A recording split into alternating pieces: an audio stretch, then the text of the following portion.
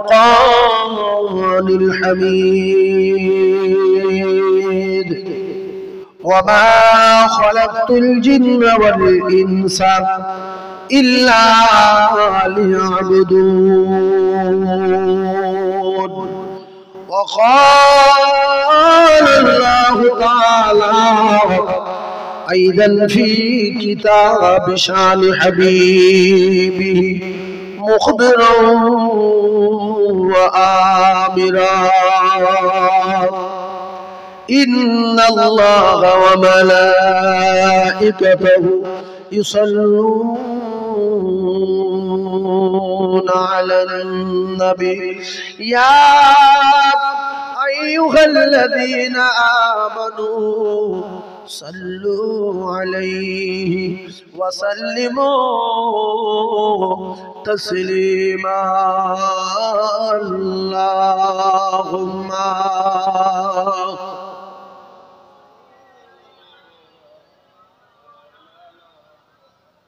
وعلى آله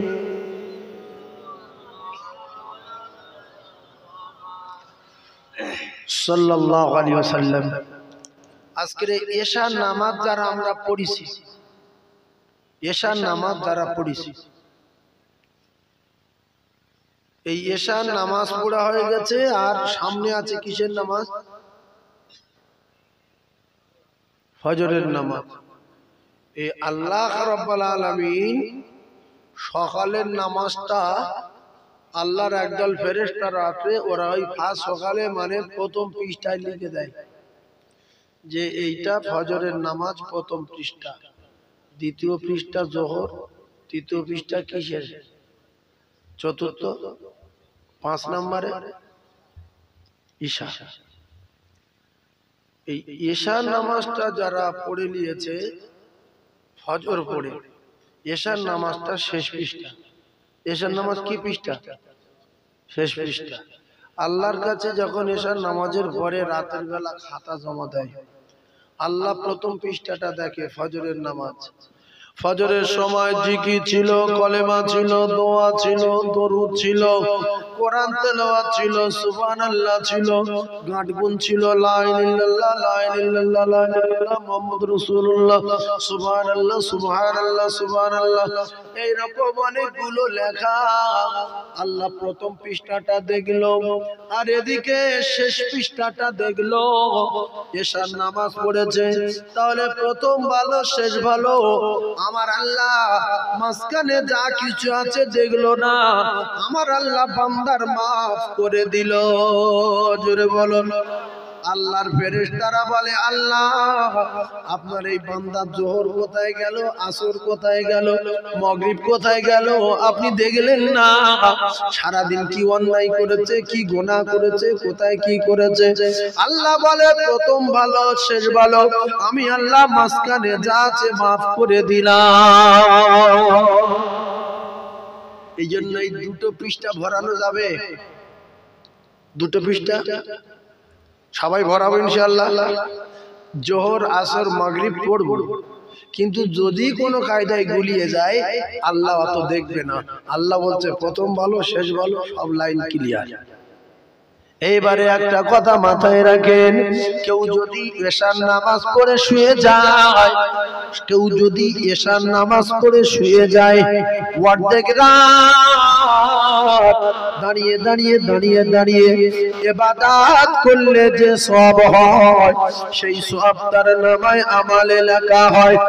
আর যদি নসিব ভালো হয়, ভালো বংশের যোগ্য বাপের যোগ্য বেটা হয়, আল্লাহ রাসূল জানালেন যদি ফজরের নামাজটা জামাতের সঙ্গে আদায় করতে পারে, সারা রাত দাঁড়িয়ে দাঁড়িয়ে দাঁড়িয়ে দাঁড়িয়ে ইবাদত করলে যে সওয়াব হয়, সেই সওয়াব ওই বান্দা বান্দির নামায় আমালে লেখা হয়। এইটা মুখ্য লোকের জন্য, মুখ্য অজ্ঞ জাহেলের জন্য। এটা আলেম মাওলানা মুফতি সাহেবের জন্য। এ কথা আমি বলিনি। আপনারা হয়তো বলবেন যে আলেম ওলামার ঘুম হলো ইবাদত। ও কলিজার টুকরারা, আলেমের ঘুম তো ইবাদত বটে, কিন্তু মুখ্য লোক যারা এশার নামাজ পড়ে শুয়ে পড়বে, টার্গেট ফজরের নামাজ পড়বো, আল্লাহ রাসূল জানান সারা রাত দাঁড়িয়ে দাঁড়িয়ে দাঁড়িয়ে দাঁড়িয়ে ইবাদত করলে যে সওয়াব হয়, সেই সওয়াব ওই বান্দা বান্দির নামায়ে আমালে লেখা হয়। জোরে বলুন। এশার নামাজ পড়ে শোবেন সবাই, আর ফজরের নামাজ পড়লে সারা রাত কি করা হবে?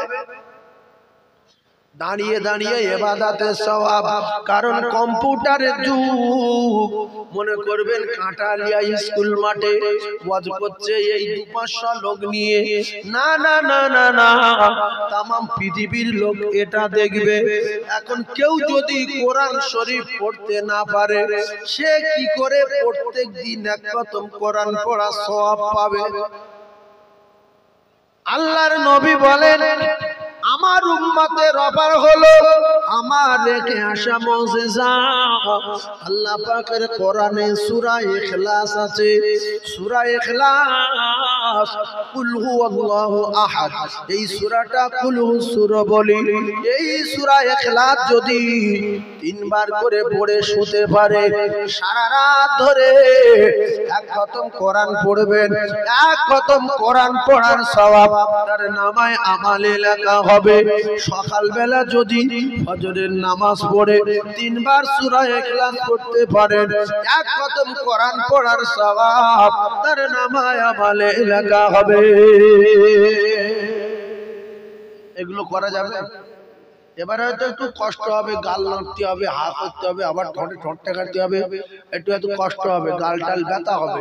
3 বার কুলু করতে গেলে তো 15 অন্তত 30 সেকেন্ড মতো সময় লাগবে। 30 সেকেন্ড সময় আমাদের কাছে অনেক দাম। যতক্ষণ কুলু শুরু করবো, 1 মিনিট ধরে একটা বিড়ি খাবো, তাদের জীবন শান্তি পাবে। একটা বিড়ি খাওয়া হচ্ছে, তার আগে 3 বার কুলু পড়া হয়ে যায়। আল্লাহু আকবার। যদি বলেন হুজুর কুলু সূরা জানি না, কুল আউযু বিরাব্বিল ফালাক মিন শাররি মা খালাক, এই সূরাটা যদি একবার পড়েন, কোরআনের 4 ভাগের 1 ভাগ তেলাওয়াত করার সওয়াব তার নামায়ে আমালে লেখা হবে। যদি বলেন জানি না, ইজা জুলজিলাতিল আরদু জিলজালাহা, এই সূরাটা যদি একবার তেলাওয়াত করেন, আল্লাহর নবী জানান 15 পারা কোরআন পড়া তার নামায়ে আমালে লেখা হবে। জোরে বলুন। তাহলে কোন সূরাটায় 15 পারা? এটা বলেন।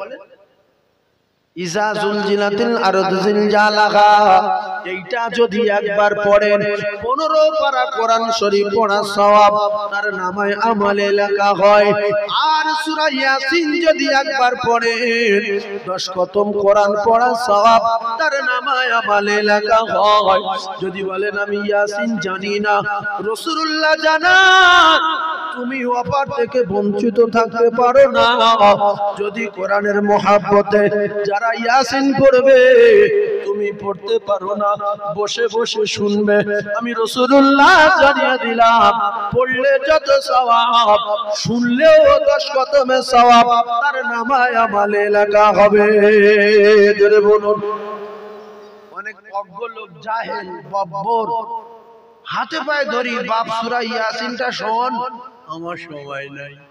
কারণ এক্ষুনি 10 খতমের সওয়াব আমার নামায়ে আমালে লেখা হবে, কত সওয়াব রাখার জায়গা নাই।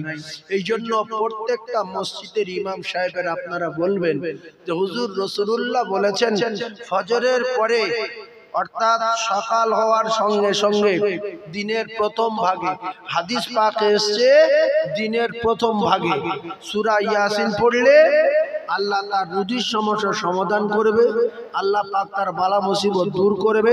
সারা দিন মৃত্যু ছাড়া কেউ তার কোনো ক্ষতি করতে পারবে না। তাহলে আমি যদি পড়তে না পারি, ইমাম সাহেব পড়ুক, আমি শুনেলেই, এমনি তো ইমামের পিছনে কুটকুট করি, হুজুর দোয়া করে দেন, হুজুর তাড়াতাড়ি নামাজটা শুরু করেন, এইগুলো আমাদের চরম অন্যায়। জামাত যদি মানে 4:10 হয়, 9 থেকে ঠেলাঠেলি শুরু করেছে, এই ঘড়ি প্রায় হয়ে গেছে, ইমাম কই, প্রায় হয়ে গেছে, ইমাম কই। আল্লাহর কসম, আপনি শুধু বসে থাকবেন, গাছের পাতার মতো আপনার গুনাহ ঝরবে। জোরে বলুন।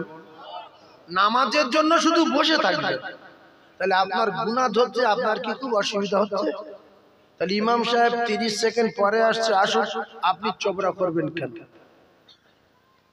ইমাম সাহেব সালাম ফিরিয়ে দোয়া দরুদ পড়ছে, সুবহানাল্লাহ সুবহানাল্লাহ সুবহানাল্লাহ 33 বার, আল্লাহু আকবার আল্লাহু আকবার 33 বার, লা ইলাহা ইল্লাল্লাহ সুবহানাল্লাহ আলহামদুলিল্লাহ আলহামদুলিল্লাহ আলহামদুলিল্লাহ আলহামদুলিল্লাহ 34 বার 33 বার পড়ছে।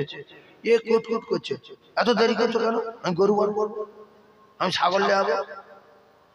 কারণ তো গরু বার করবো, ছাগল নিয়ে যাবে, তো তুই করবো, তুমি হাঁটো না, হাঁটো। তোমার নামাজ তো হয়ে গেছে, সালাম ফিরো তোমার তো হয়ে গেছে, তোমার আর নামাজের কিছু আছে কি? আরে হ্যাঁ না বলে না, তোমার সালাম ফিরেছে মানে নামাজ ভেঙে গেল, নামাজ শেষ হয়ে গেল, দোয়া দরুদ যা আছে সব নামাজের ভিতরে হয়ে গেছে না আছে? তাহলে তুমি ওখানে বসে আছ কেন? তোমার কুটকুটনির ব্যায়াম আছে? এই আমার কথাটা কি বলেছি বুঝতে পারেন? আসসালামু আলাইকুম ওয়া রাহমাতুল্লাহ, আসসালামু আলাইকুম ওয়া রাহমাতুল্লাহ। তোমার গরু থাক, হাঁস থাক, ভেড়া থাক, মোষ থাক, গাড়ল থাক, ওঠো যাও হাঁটো। ইমাম সাহেবের বলছো কেন যে বসে আছেন কেন, দোয়া করেন, এত দেরি করছেন কেন, কি বলছেন? এগুলো বলা চলবে?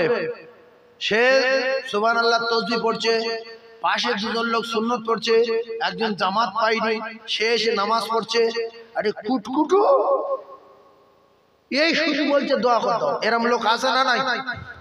আমার ভাই, এইগুলো বলছি মানে অনেক ইমামের কানে পড়বে, অনেক মুক্তাদিরা শুনবে, বুড়ুমি মসজিদে গিয়ে কম করবে, কারণ ইমাম হলো বাদশা। ইমামকে বাদশার সামনে বেশি চবরা করলে বাদশা লানত করে, বাদশা তার জন্য বদদোয়া করে। এই বাজে লোক, নোংরা লোক সব সময় আমার পিছনে লাগে, সেজন্য ইমামকে ভালোবেসে সব সময় কিছু শেখার চেষ্টা করবেন যে হুজুর আমার কি পাটি দাঁড়ানোর দোয়াটা ঠিক হচ্ছে? বলছি শোনেন, ইন্নী ওয়াজ্জাহতু লিল্লাযী হানিফা মুশরিকিন, তো হুজুর বলছে তো এরম না তো কাকা, কিরাম বাবা? তাহলে ইন্নী ওয়াজ্জাহতু ওয়াজহিয়া লিল্লাযী ফাতারাস সামাওয়াতি ওয়াল আরদা হানিফান ওয়া মা আনা মিনাল মুশরিকিন। হুজুর তো আমি ওইসব জানি না, শিখেলেন। হুজুর আমার দোয়া কুনুতটা কি শিখ হচ্ছে? যত আলেম ওলামার খিদমত করবেন, যত আলেমের সম্মান করবেন, আল্লাহর কসম রাসূলুল্লাহ সম্মান করা হবে।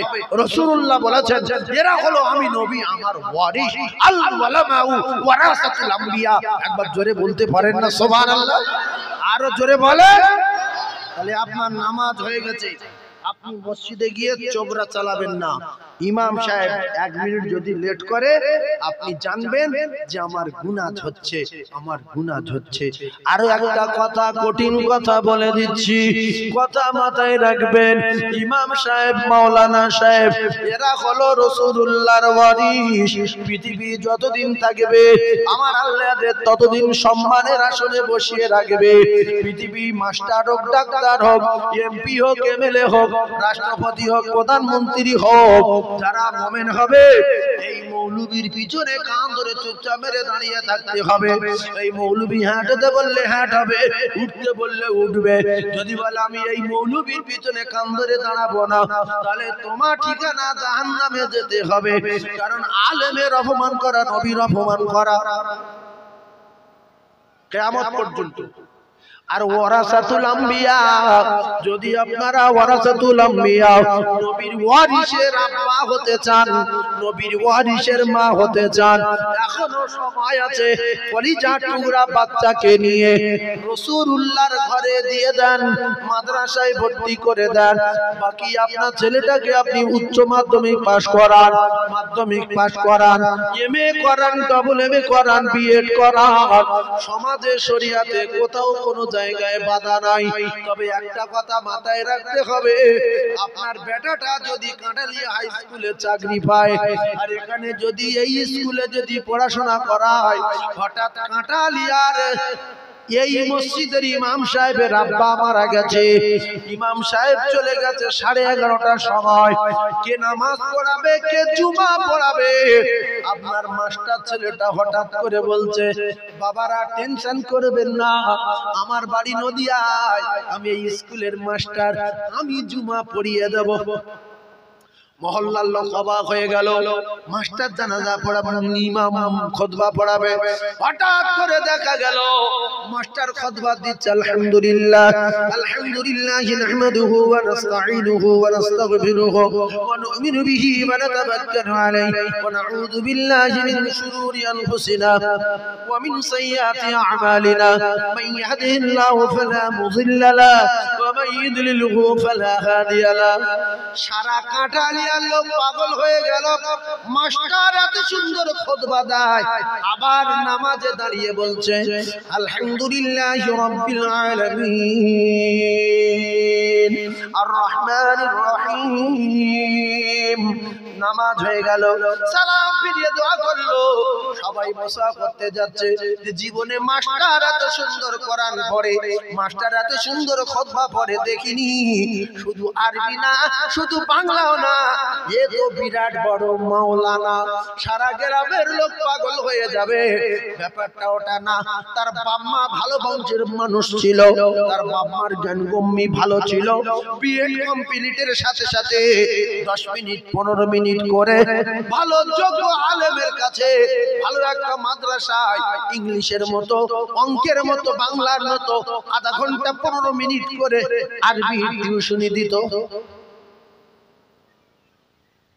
আমরা তো ইংলিশ টিউশনি কত 7.5, সপ্তাহে কদিন 4 দিন, অঙ্কে কত 5000, সপ্তাহে কদিন 5 দিন। আর আরবি হুজুর, আরবি কত 200, সপ্তাহে মাসে কত কদিন, মাসে 30 দিন। বলতো এটা 15 টাকা দেওয়া যায়, মাসে 30 দিন 15 টাকা লাও। ছি ছি ছি, এই নোংরা শিক্ষা বলে মুসলমান ঘৃণা করে শেখেনি বলে, তাই এই মুসলমানের ঘরে জন্ম, এ যতদিন দুনিয়ায় বেঁচে থাকবে কোরআন বিহীনে অপমান হবে, মক্কায় অপমান হবে, মদিনায় অপমান হবে, দেশে অপমান হবে, তাকবীর দিতে গিয়ে অপমান হবে, দোয়া কুনুত জিজ্ঞাসা করলে অপমান হবে, জীবনে সামনের কাতারে দাঁড়াতে পারবে না। ও কলিজার টুকরারা, সেজন্য বাপ মা যাদের জ্ঞানগম্যি ভালো, মাধ্যমিকের সাথে সাথে উচ্চ মাধ্যমিকের সাথে সাথে বাংলা, ইংলিশ, অঙ্ক যেরকম টিউশনি দেয়, অন্তত নিজের ছেলেটাকে একটু আরবি টিউশন দেওয়ার দরকার আছে না নাই? কত বলে আছে, তা দিই না কেন? কোরআন শরীফ নোংরা, এই নোংরা কিতাবে কি হবে দেখেন, নাউজুবিল্লাহ। ও কলিজার টুকরারা, কোরআন শরীফ পৃথিবীর 1 নাম্বার কিতাব। ওই মাস্টার যখন এই কাঁঠালিয়া থেকে বাড়ি গেল, গ্রামে 3টে মুফতি ছিল, ওই মসজিদের ইমাম মুহাদ্দিস ছিল। কিতাবে লেখা মুহাদ্দিস থাকার মাওলানা থাক, ওই মাস্টার তার বাপের জানাজার ইমামতি করবে। কারণ হলো কোরআন শরীফ ভালো পড়তে পারে, 5 ওয়াক্ত নামাজি, ওই বেটা বাপের জানাজার ইমাম হবে। সমস্ত আলেম ওলামা, মাদ্রাসার তলাবা, 150 টাকা থেকে কুতুব এসেছিল। অবাক হয়ে গেল, আমরা এতদিন মাস্টারের চিনতে পারিনি, মাস্টার তার বাপের জানাজার ইমাম। আসলে মাস্টার ইমামতি করার একটাই কারণ হলো মাস্টারের ভিতরে আল্লাহ পাকের কালাম ছিল। পুলিশ তার বাপের জানাজার ইমামতি করবে, পুলিশ কেরাত করে দেখেননি মাইকে? এই দেখেছেন আপনাদের দেখে কিরম হয় না যে পুলিশ কেরাত করছে? পুলিশের বাপ মা ভালো তাই কেরাত করছে। তাহলে আমাদের বাবা এমন কোরআন বিরোধী, বাবা জানে আমি কোরআন জানি না, ওর মা জানে না, আর আমি যদি আমার বাচ্চার কোরআন শেখাই কতটা খারাপ জিনিস, কারণ আমার মা বাপ আমার শেখায়নি। আর আমি যদি আমার ছেলে মেয়েদেরকে শিক্ষা দেই কোরআন, তাহলে আমার মা বাপকে অপমান করা হবে। ছি ছি ছি ছি ছি। মুসলমানের ঘরে জন্ম নিয়ে 4টে ছেলে মেয়ে কেউ কোরআন পড়তে জানে না। আল্লাহু আকবার। মাদ্রাসা তালাবারা পড়তে যায়, লোকের বাড়ি খায়, আর আমার ছেলেগুলো দেখে ও গোশ খাচ্ছে রে বাবা। তোমার বাপের গুণী তুমি গোশ খেতে পারলে না। তোমার বাপ যদি কোরআন শেখাতো, ওই বাড়িওয়ালা ডেকে নিত যে আব্দুল রহিম বেটার ডাক, কোরআন 3-4 বার খতম করেছে। আব্দুল রাজ্জাকের বেটার ডাক, ও 3-4 বার কোরআন খতম করেছে। সারা জীবন গোশ খা, ভাত খা, কুচে খেয়ে যায়। মাধ্যমিক পাস করে গোশের হাঁড়ি চো চো করছে, খাসি ভাত দে, শুধু খাসি ভাত দে। এই স্কুলের বই নিয়ে দেখছে, কাকা কি হয়েছে কাকা? কাকা বলছে মুখি সর মারবো। যদি ভিতরে কোরআন জানতো বলছে বা বইটা ঝাট করে রেখে তুই মাঝে চলে আয়, কোরআন খতম হচ্ছে, আমার আব্বা মরে গেছে। কথা ঠিক বলছেন ভুল বলছেন? এরপরে ওই ছেলেটা শুক্রবার দিন মসজিদে গিয়ে প্রথম কাতারে দাঁড়িয়েছে পাঞ্জাবি পরে। ইমাম সাহেব বলছে বাপ তাকবীর দাও।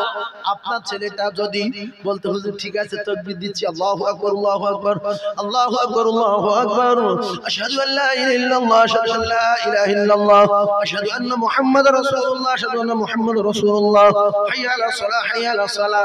ডান দিকের মুসল্লি বাম দিকের মুসল্লি যে তাকবীর দেয় দেখবেন মাঝে মাঝে তাকিয়ে দেখে ছেলেটাকে। পরে নামাজ পড়ে খবর হলো ছেলেটাকে, বলছে আব্দুল রাজ্জাকের ছেলে। বলছে তুই স্কুলে পড়ে?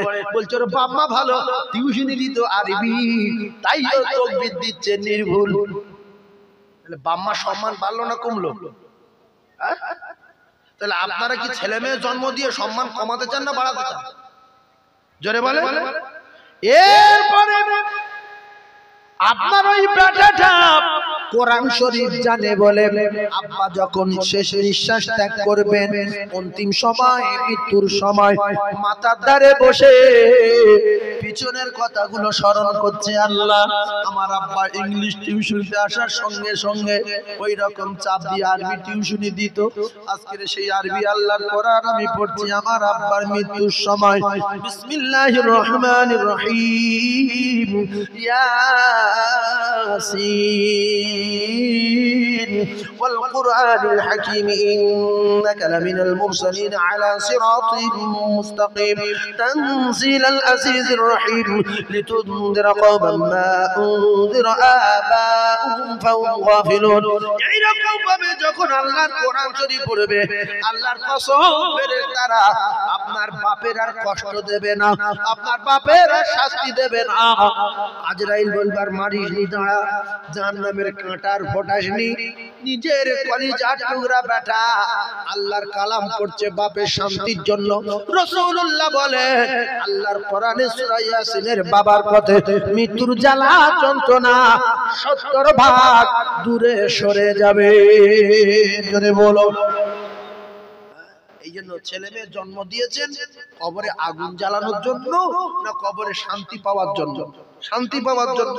এজন্য রাসূলুল্লাহ বলেছেন আউলাদিন সালিহিন ইয়াদখুলাহু, যদি ছেলে মেয়ে ভালো রেখে যেতে পারো, আমি রাসূলুল্লাহ কথা দিলাম ওই ছেলে মেয়ের ওসিলা করে আমার আল্লাহ তাআলা তার কবরের আযাব থেকে নাজাত দেবে, সংকীর্ণ কবর প্রশস্ত করে দেবে, অন্ধকার কবর রোশনিতে ভরে দেবে।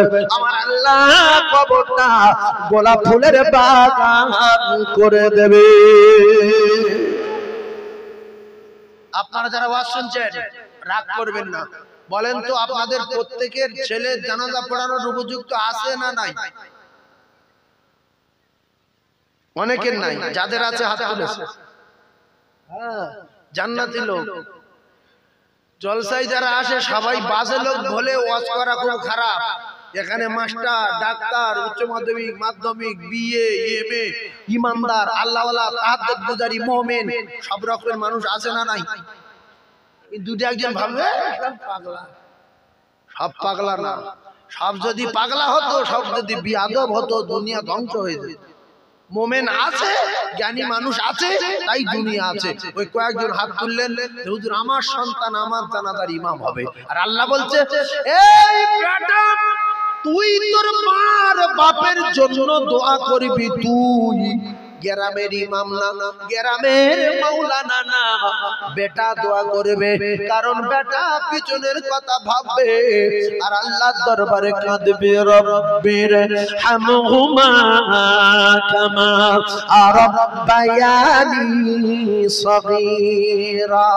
বলেন রব্বির হামহুমা কামা রাব্বায়ানি সগীরা।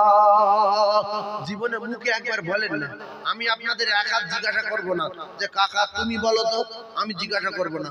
একবার মুখে বলেন রব্বির হামহুমা কামা রাব্বায়ানি সগীরা। ও ভাবিরা খালারা, জনমদাতা পিতারে, জনম দুঃখী মা যখন মারা যায়, তখন চারটে মেয়ে আচার খায় এসে আমার মা চলে গেছে মা বলে বেহুশ হয়ে যাচ্ছে, আবার জ্ঞান ফিরে আসছে, চোখের পানি নাই, কলিজা ভেদ করে পানি আসছে। এই দৃশ্য দেখে গ্রামের কিছু ভাবিরা দাঁড়িয়ে দাঁড়িয়ে কাঁদে, ওদের চোখের পানি আর আপনার কলিজা টুকরা মেয়ের চোখের পানি, দুটো পানি ফেরা আছে না নাই? ওদের কান্না দেখে কান্না আর এদের কলিজা ভেদ করা কান্না। আব্বার আমার বাড়ি কোনোদিন যাবে না, আর গিয়ে সাবিনা বলে ডাকবে না, সখিনা বলে ডাকবে না, হালিমা মুর্শিদা কারিমা বলে ডাকবে না।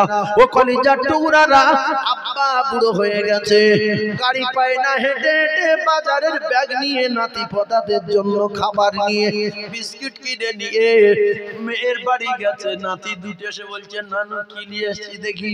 দেখছে চিপ বিস্কুট বার করে খাচ্ছে মা। আব্বুর নানু বিস্কুট নিয়ে এসছে, নানু কি খুশি। ওই সময় মেয়ে বাপের মৃত্যুর পরে মনে করে, আল্লাহ আমার আব্বার কোনোদিন যাবে না, কোনোদিন আর খোঁজ নেবে না, আমার আব্বা দুনিয়া ছেড়ে বিদায় নিল, আমরা আর আব্বা বলে ডাকতে পারবো না। এই মনে মনে করে কাঁদে। আর আল্লাহ বলে, বান্দারে, ওরে আমার বান্দি রে, ওরে আমার বান্দি রে, তুই তোর বাপের জন্য কাঁদ আর শুধু বল রব্বির হামহুমা কামা রাব্বায়ানি সগীরা।